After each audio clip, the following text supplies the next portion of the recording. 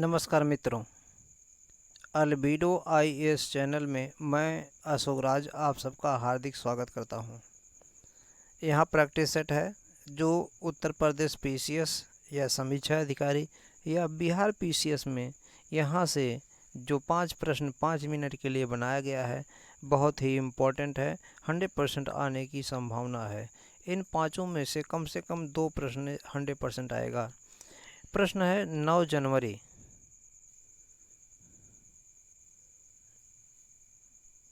जनवरी को प्रवासी भारतीय दिवस से मनाया जाता है। इसे भारत सरकार ने कब से मनाना शुरू किया है? 9 जनवरी को प्रत्येक वर्ष मान के चलिए लगभग प्रवासी भारतीय दिवस मनाया जाता है। इसे भारत सरकार ने कब से मनाना शुरू किया? 2005, 2003, 2015 या 1915? तो राइट आंसर इसका क्या होगा? फटाफट कमेंट करके बताइए क्या होगा। 9 जनवरी को प्रवासी भारतीय दिवस मनाया जाता है। इसे भारत सरकार ने कब से मनाना शुरू किया है? और से इस प्रकार के प्रश्न यूपी पीसीएस में कई बार पूछे गए हैं, समीक्षा अधिकारी में कई बार पूछे गए हैं, बिहार पीसीएस में कई बार पूछे गए हैं। इसका राइट आंसर बी होगा। क्या होगा? B. B is the right answer होगा। Okay, B is the right answer होगा। इस पर हम टिक मारेंगे बी पर। B is the right answer हमारा होगा। होकर क्लियर। अगला क्वेश्चन मैं कहता हूँ, निम्न कथनों पर विचार करें। निम्न कथनों पर विचार करें। लिखा 2015 से प्रवासी भारतीय दिवस प्रत्येक 2 वर्ष पर मनाया जाता है। 2015 से प्रवासी भारतीय दिवस प्रत्येक 2 वर्ष पर मनाया जाता है। दूसरा स्टेटमेंट लिखा है 2023 का प्रवासी भारतीय दिवस बनारस उत्तर प्रदेश में आयोजित हुआ था। अब इसमें कह रहा है ए में केवल एक सही है, बी में केवल 2 सही है, सी में दोनों गलत है और डी में दोनों सही है। तो इसका राइट आंसर क्या होगा? आप सोचिए एक बार। देखिए, इसमें मैं बताऊं, जो प्रवासी भारतीय दिवस मनाया जाता है ये 2003 से भारत सरकार ने मनाना शुरू किया है। 2003 से शुरू किया है और प्रत्येक वर्ष मनाया जाता रहा है।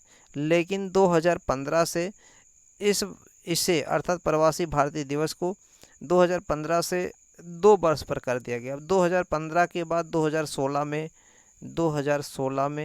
नहीं होगा। 2016 में नहीं होगा। अब 2017, 2018 में नहीं होगा, 2019 में हुआ, फिर 20 में नहीं हुआ, 21 में नहीं हुआ, फिर 23 में। क्लियर? 23 का हुआ। अब 24 में नहीं होगा, 25 में होगा। 9 जनवरी को प्रत्येक वर्ष मनाया जाएगा, 2025 में मनाया जाएगा। लेकिन 2023 का प्रवासी भारतीय दिवस हुआ है, ये बनारस में नहीं हुआ है बल्कि मध्य प्रदेश के इंदौर में हुआ है। कहाँ हुआ है?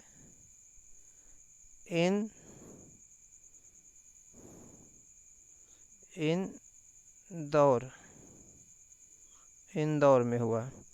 तो केवल स्टेटमेंट एक ही सही है, इसलिए ए ऑप्शन क्या करेंगे? राइट आंसर करेंगे। 2023 का प्रवासी भारतीय दिवस कहाँ हुआ है? इंदौर। इंदौर कहाँ पर पड़ता है? मध्य प्रदेश में। मध्य प्रदेश का इंदौर को मिनी बम्बई भी कहते हैं, है ना। अगला क्वेश्चन क्या है? क्वेश्चन नंबर लिखा है, महात्मा गांधी दक्षिण अफ्रीका प्रवासन के दौरान कुल कितने वर्ष दक्षिण अफ्रीका निवास किए या प्रवास किए थे, है ना। तो महात्मा गांधी दक्षिण अफ्रीका प्रवासन किए थे, वहाँ लगभग कितने वर्ष रहे थे? लगभग पूछा जा रहा है कितने वर्ष जो है प्रवासन किया था। तो 19 वर्ष, 21 वर्ष, 23 वर्ष या 17 वर्ष? कितने वर्ष किए थे दक्षिण अफ्रीका में? तो इसका राइट आंसर क्या होगा? राइट आंसर बी होगा। B is the right answer. B क्या होगा? राइट आंसर होगा। हम बी पर टिक करेंगे, है ना। बी पर टिक करेंगे, B is the right answer होगा। महात्मा गांधी कुल लगभग 21 वर्ष प्रवसन किए थे। अगला क्वेश्चन मैं चलता हूँ। अगला क्वेश्चन क्या कहता है? अगला क्वेश्चन क्या लिखा है? 7 जून 1893 को महात्मा गांधी को जब डरबन से प्रिटोरिया यात्रा कर रहे थे, उस दौरान किस स्टेशन से नीचे उतार दिया गया था? तो इसमें देखिए, महात्मा गांधी 7 जून 1893 को 7 जून 1893 को यात्रा कर रहे थे। तो महात्मा गांधी को डरबन से कहाँ यात्रा कर रहे थे? डरबन से अगर यात्रा कर रहे थे तो डरबन से यात्रा कर रहे थे, प्रिटोरिया यात्रा कर रहे थे। तो डरबन से प्रिटोरिया, और इसी बीच में इनको एक स्टेशन मिलता है पीटरमेरिट्सबर्ग। तो इस पीटरमेरिट्सबर्ग से ही इन्हें नीचे उतार दिया गया था। जबकि गांधी जी जो है फर्स्ट क्लास का टिकट लिए थे, लेकिन दक्षिण अफ्रीका में या पूरे वर्ल्ड में नस्ल भेद चल रहा था, रंग भेद की नीति चल रहा था, जिसमें अंग्रेज अपने को श्रेष्ठ मानते थे और बाकी सबको जो है, और काले लोगों को जो है छोटा सा ही दृष्टि से देखते थे। उसमें गांधी भी उसी दृष्टि में भी थे। इस दृष्टि से गांधी जी को पीटरमेरिट्सबर्ग से उतार दिया गया था। अभी पूछा जा सकता है कहाँ से कहाँ की यात्रा कर रहे थे? तो डरबन से प्रिटोरिया की। किस के लिए यात्रा कर रहे थे? प्रिटोरिया के लिए यात्रा कर रहे थे। अगर ये पूछा जाए किसके लिए यात्रा कर रहे थे, प्रिटोरिया की यात्रा कर रहे थे। और कहाँ से उतारा गया? तो पीटरमेरिट्सबर्ग से उतारा गया। ओके, अगला क्वेश्चन क्या है? महात्मा गांधी को अर्धनंगा फकीर, महात्मा गांधी को अर्धनंगा फकीर किसने कहा है? अर्धनंगा फकीर किसने कहा है? तो कहकर जो है विंस्टन चर्चिल ने कहा था। किसने कहा था? विंस्टन चर्चिल तथा फ्रैंक मोरिस ने कहा था, है ना?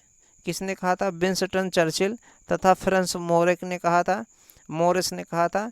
ये कह रहे कब कहा था, कब ऐसा टिप्पणी किया था, कब उपहास उड़ाया था महात्मा गांधी का अर्धनंगा फकीर कहकर?